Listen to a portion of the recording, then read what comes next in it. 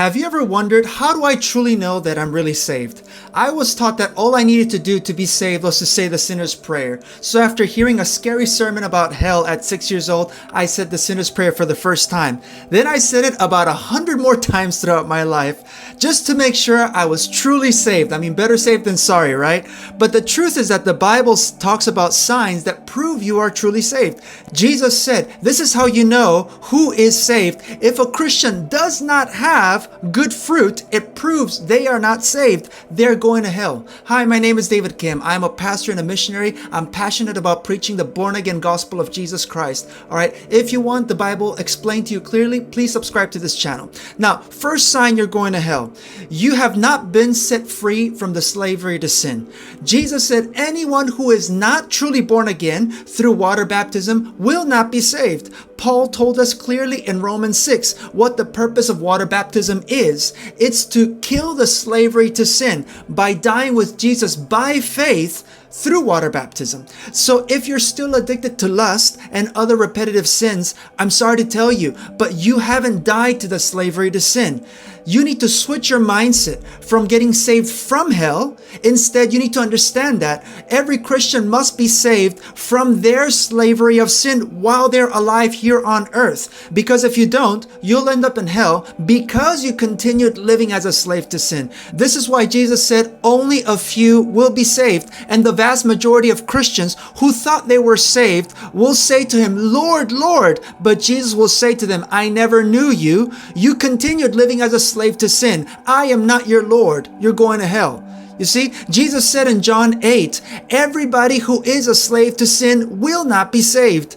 Now, this doesn't mean that water baptism automatically makes us live in sinless perfection. No, truly born again Christians will still occasionally make mistakes. But truly born again Christians who by faith truly died to the slavery of sin do not keep living in repetitive sins or addictions. That is the gospel that Paul preached. Second sign, you're going to hell. You don't have the Holy Spirit living inside of you. Jesus said anyone who is not born again by getting baptized in the Holy Spirit will not be saved. Getting baptized in the Holy Spirit does not happen when you say the sinner's prayer. Look at Acts chapter 8 and Acts chapter 19 particularly. But the overarching narrative in the book of Acts was that the only way people got the indwelling Holy Spirit was when they got baptized in the Holy Spirit and they experienced a miraculous evidence that proved that they had been baptized in the Holy Spirit. And that's why the gifts of the Holy Spirit manifested in their lives by faith and miracles manifested in their lives.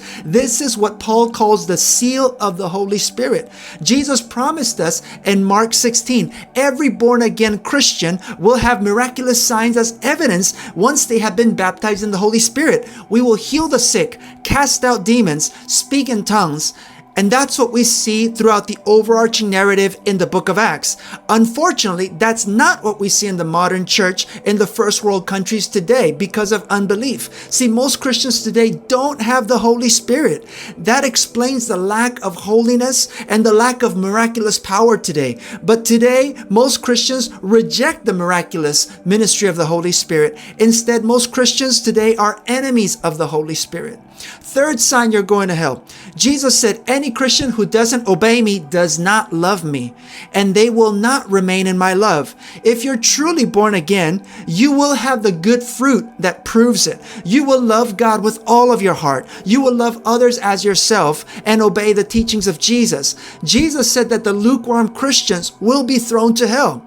Jesus told us clearly in his parables, disobedient Christians will go to hell. Why? Because they don't have the fruit of truly living obedient born-again lives. So today's Christianity in America is watered down. It's mainly motivational pop psychology with a Bible verse to make you feel good. But that is not the original born-again gospel of Jesus that has the power to set you free from the slavery of sins and has the power to fill you up with the Holy Spirit. So if you're watching this video, it's because the Holy Spirit has given you a chance to hear the born-again gospel that has the power to really set you free once and for all. If if the Son sets you free, you'll be free indeed.